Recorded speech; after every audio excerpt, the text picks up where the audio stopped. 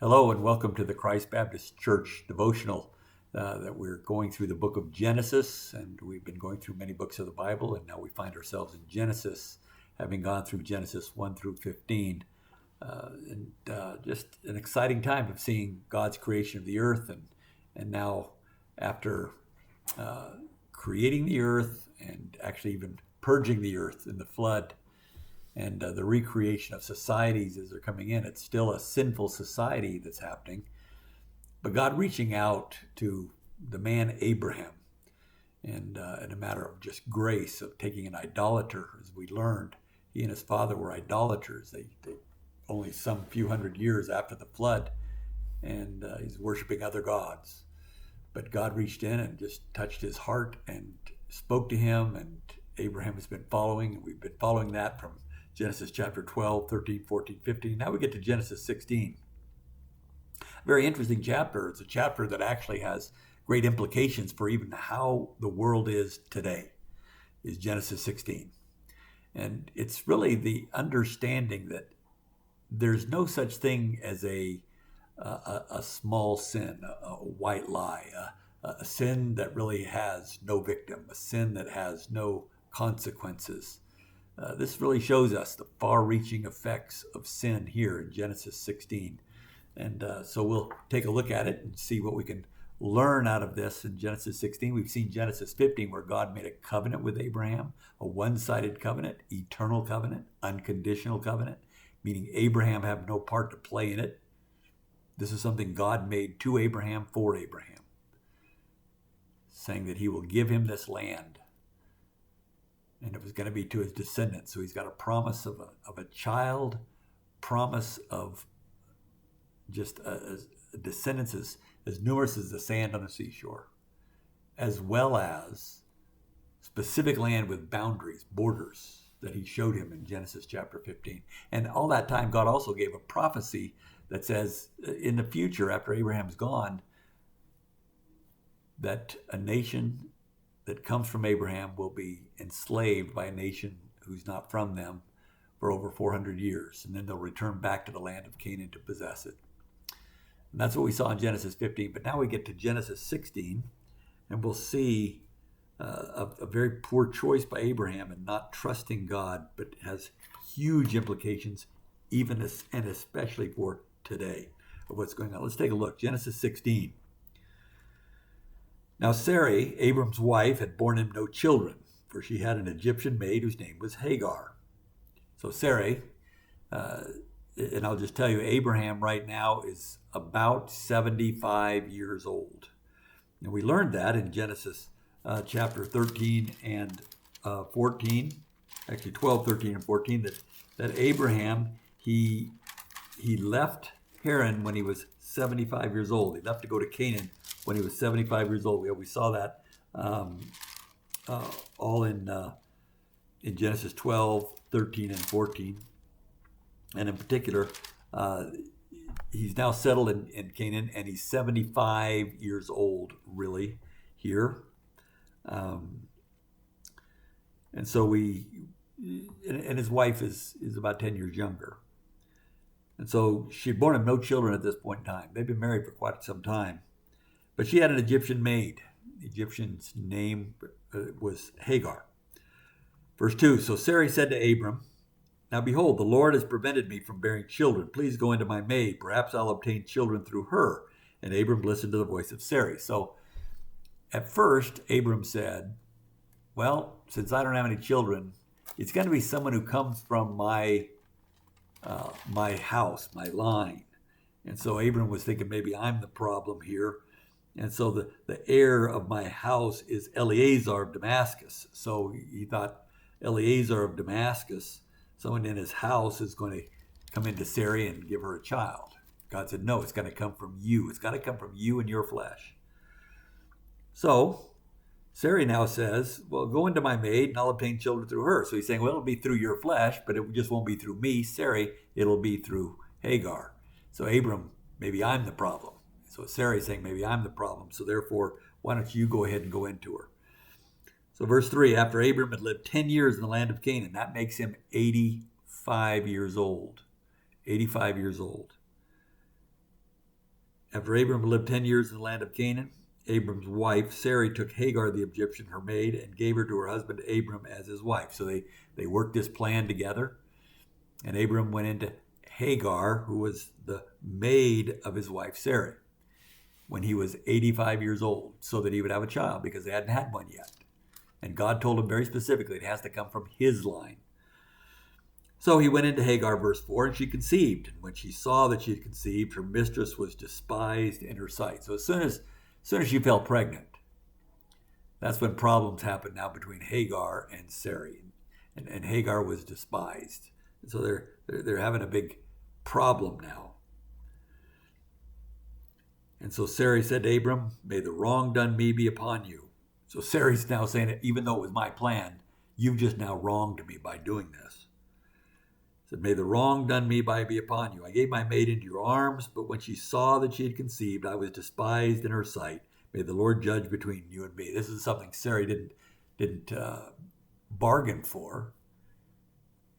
Sarai was thinking, "I'll just do this and it'll be our child." But now Hagar despises Sarai, hates her, because Hagar is bearing Abraham's child, but then who gets to be the mother? Who gets to have the rights? Sarai.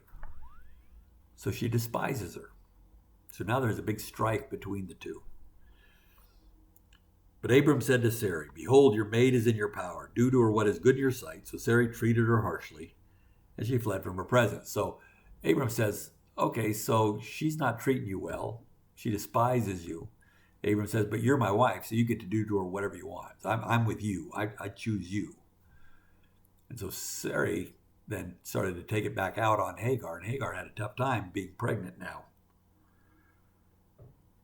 And so she fled from her presence. So that's the situation that's happening here. It's a pretty tough family household here. In verse 7, "Now the angel of the Lord found her by a spring of water in the wilderness, by the spring on the way to Shur." So she went out to a place called Shur. She's there, and there's a spring there, and she's pregnant, not feeling well, really going with all the things that happen with pregnancy, feeling done in by Abraham. Abraham and Sarai said, "Let's do this." So Sarai was part of the plan. But as soon as that happened, there were issues now between them. So Hagar began to despise Sarai, and began to show contempt, like, "I got to bear this child, but it's not going to be my child. You're going to take him." And then Sarai said, "I can't handle this abuse, so I'm going to kick you out." That's what happened. So the angel of the Lord found her by a spring of water in the wilderness. And just as a note, when we see this is maybe the first time we see this, but the angel of the Lord. Anytime you see the word "the" in front of angel of the Lord, that really is a pre-incarnate Jesus Christ. This is the Son of God. It's a very specific angel of the Lord, the messenger of the Lord here. And I'll show you why that's true when we get to it, especially in Genesis chapter 22. But the angel of the Lord found her by a spring in the water of the wilderness. So verse 8, he says, "Hagar, Sarai's maid, where have you come from and where are you going?" And she said, "I'm fleeing from the presence of my mistress Sarai. I'm running away because we got problems." Then the angel of the Lord said to her, "Return to your mistress and submit yourself to her authority." That's the proper thing to do. I know you're not getting along. You might say you're being unfairly treated. That doesn't matter. What matters is you go submit yourself to her authority. Verse 10, "Moreover, the angel of the Lord said to her, I will greatly multiply your descendants so that they will be too many to count." Right there, he's comforting now this pregnant woman. She really didn't bargain for this. It's not going to be hers, really, in terms of Abram's child this way. But here's the angel of the Lord saying, "I will bless your descendants. So there'll be too many to count." It's the same thing that God told Abram.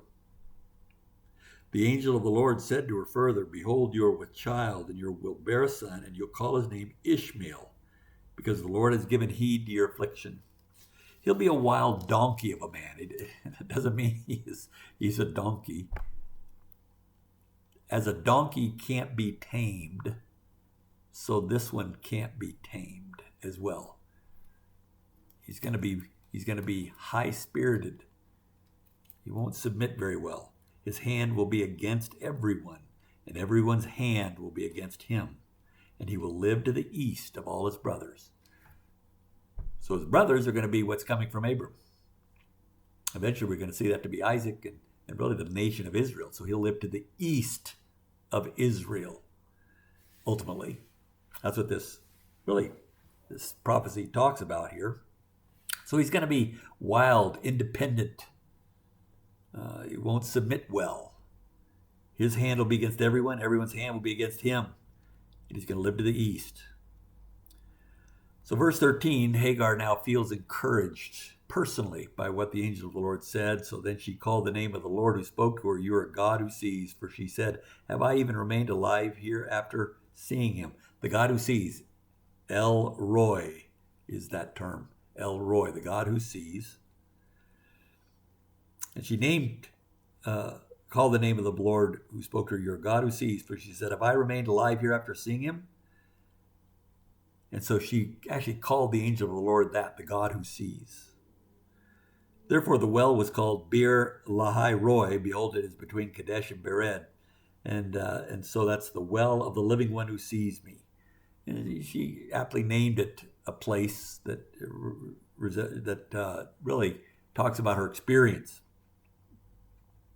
So Hagar bore Abram a son, and Abram called the name of his son, whom Hagar bore, Ishmael. Well, that's what the angel of the Lord said he needs to be named, and that's what he named him. Abram named him Ishmael. And then we get our marker here in verse 16. Abram was 86 years old when Hagar bore Ishmael to him. Now that makes sense right there, because Abram was 85 when they conceived. So in his 85th year, they conceived, somewhere probably during the middle of the year. And then he was 86, 9 months later, when Ishmael was born. So he's 86 when Ishmael was born. He was 85 when they conceived. And he'd been there 10 years in the land of Canaan. When he left Haran after his father died, he left when he was 75 years old. And so Abram was 86 when Hagar bore Ishmael to him. So what did we see out of this? What we see again is a man who still couldn't understand by his circumstances how he was going to have so many descendants. And he grew impatient waiting on God. So he said, here's the solution.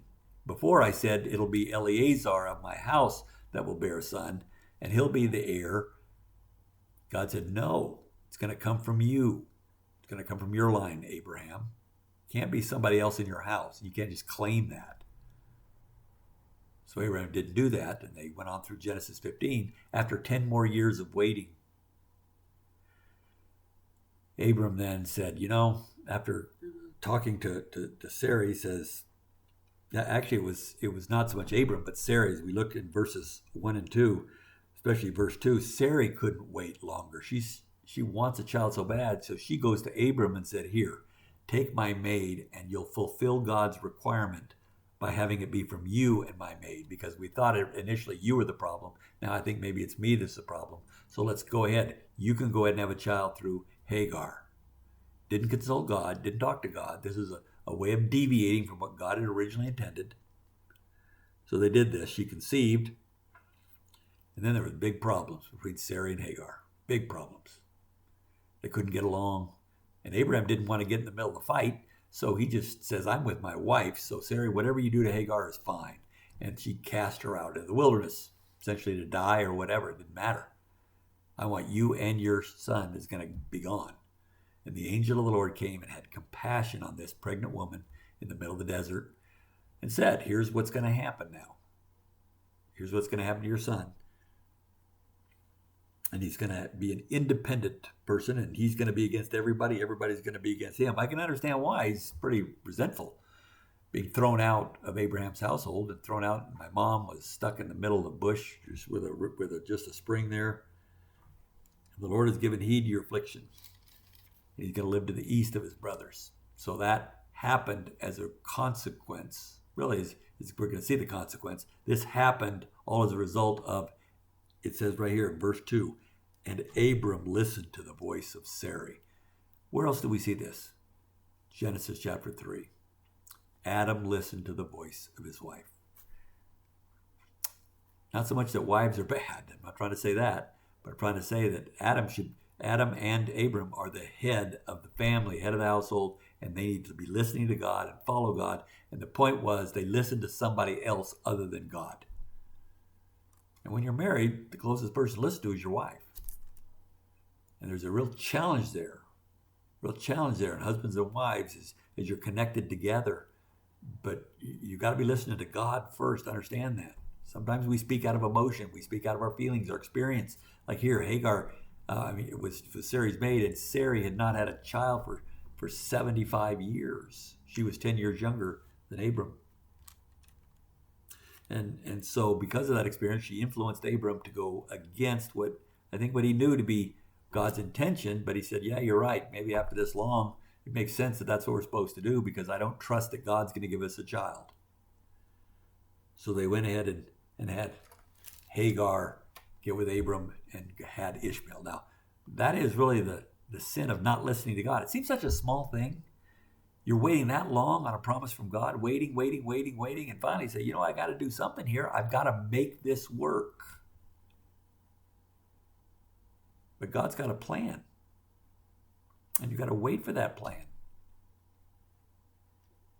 And waiting is sometimes the most difficult thing in the world to do. But when we don't wait and we jump ahead, now we're outside of God's will and we disrupt God's plan. Same thing happened with Moses in the book of Numbers. God told him to speak to the rock so water will come out. Moses couldn't tolerate what was going on with the people. They were grumbling. So he took his stick and said, you people, and he struck the rock with his staff. He beat the rock, and all of a sudden water comes out. Well, that was great for the people, but God said, that's not what I had planned. You did not show me as holy in front of the people, and you had your own arrogance coming after them. And therefore, you're now not going to be able to go into the promised land. You yourself, you cannot go into the promised land. That's the result of that sin, of not trusting in me, not waiting on me, not believing in me. Well, what is the real consequence of this sin? What is the real thing that we're looking at? The book of Galatians actually tells us this. As Paul is writing to the church in Galatians, chapter 4, he's talking about two women. Verse 22, for it's written that Abraham had two sons, one by the bondwoman, one by the free woman. The bondwoman, the woman of servitude, the woman of slavery, is Hagar. The free woman is Sarai. There are two sons. We just saw the first one born here, Ishmael. We're going to see about Isaac later. And he's talking about this as being two covenants, the covenant of law and really a covenant of grace that's coming. And he says this, talking about Christians, because Christians are, verse 28, brethren, like Isaac, the children of promise. We're children of promise, of what God has promised. We're holding on to his promise, children of God. But I want you to look at verse 29 of Galatians chapter 4. But as at that time he who was born according to the flesh persecuted him who was born according to the Spirit, so it is now also. Thousands and thousands of years later, it's even also. So what's he saying here?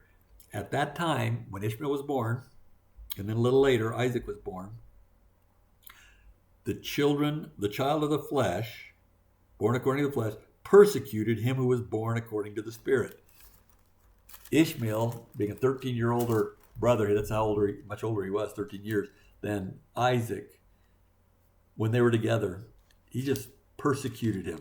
He just tore into him and treated him as, there's just this young kid, gave him no respect, was fighting with him the whole time.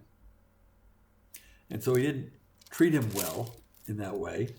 And we see that he did this in chapters 16 or 17 and 18 and 20 and 21, so that Ishmael is constantly persecuting Isaac. And Paul says in Galatians 4, even unto this day.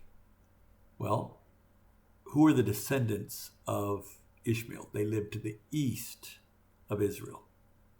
Who lives to the east of Israel? Well, it's quite a number of countries, of which quite a number of those people are directly related to Ishmael. Not all of them. Not necessarily the Persians, not necessarily the Arabs, all the Arabs, but there's a group of those Arabic peoples that are related directly to Ishmael. And they persecute, they hate the child of the promise, Jews. Well, what do we see today, especially in the 20th century, 21st century? There's just massive war. In 1968, the Six-Day War broke out. 5 of these Islamic countries went to war against Israel. In 1974, the Yom Kippur War. Again, multiple countries, primarily Egypt and Jordan, they went after Israel again. Who is after Israel? It's the Islamic countries. And what does the religion Islam believe? They believe that their prophet Muhammad came directly from the line of Ishmael. They believe that Ishmael was a prophet. And I've even heard when I went to Israel and I saw the Dome of the Rock there where, it's the place that's built on where they would say that Abraham sacrificed Isaac. The Islamic people say, no. Abraham sacrificed Ishmael and God delivered him. This is the Islamic religion that was founded 600 years after Christ. After Christ, Muhammad came along. He's not been there a long time, but you know who was there? All the people who were related to Ishmael, all gathering with a hatred for Israel, hatred for the children of the promise, hatred for him living to the east, until a man named Muhammad came along and gathered them together, rallied them together, he created this religious system called Islam, and in that religion said, Ishmael is our founder, our beginning thing, and I am related directly to him. So Ishmael is the one. So Islam today stands directly against Israel and has for this last greater than a century. Wars, tremendous wars have broken out all throughout. We've seen them in recent times.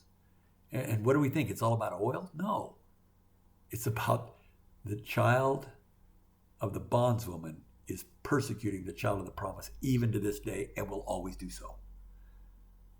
As a result of Abram not listening to the voice of God and trusting and waiting, but he listened to the voice of his wife, who herself, again, in her flesh, was saying, we haven't had a child. I'm 75 years old. We got to do something. See, that's the whole point. God said, I'm going to promise something, and it's going to happen the natural way. And you wait, and you wait, and you wait. We can't wait that long. We need to now do something. God didn't say do something. He said, you wait and watch what I can do. As a result of that choice, that small little choice. And where have we seen this? Genesis chapter 3. As a result of a small little choice, eating from a tree that God said not to eat from. And that one little choice broke everything. One small little choice. God said, the child will come from you, Abraham, not from some other man, from you. So Abraham says, okay, so we're not going to have another man. 10 years later goes by and he goes, I don't know what to do. And Sarah comes up and says, you know what you do is you'll be the man, but let's take another woman because maybe it's me. He says, okay. God did not intervene this time. And then Ishmael was born with really a deep-seated hatred, anger towards his brother, the child of the promise, who gets everything.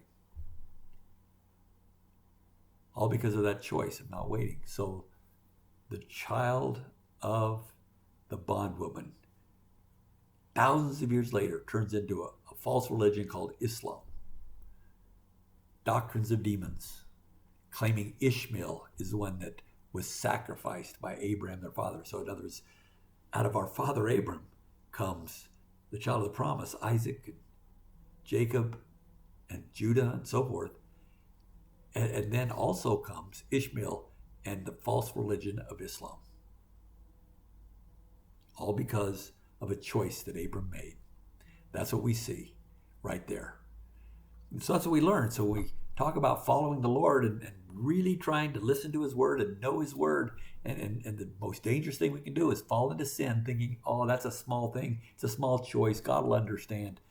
They have far-reaching implications. Every sin has far-reaching implications. And we can't see how bad things can get because of choices that we've made. So that's why we should hate sin. So with that, we'll see you then tomorrow, the Lord willing, on the next devotion of Genesis chapter 17.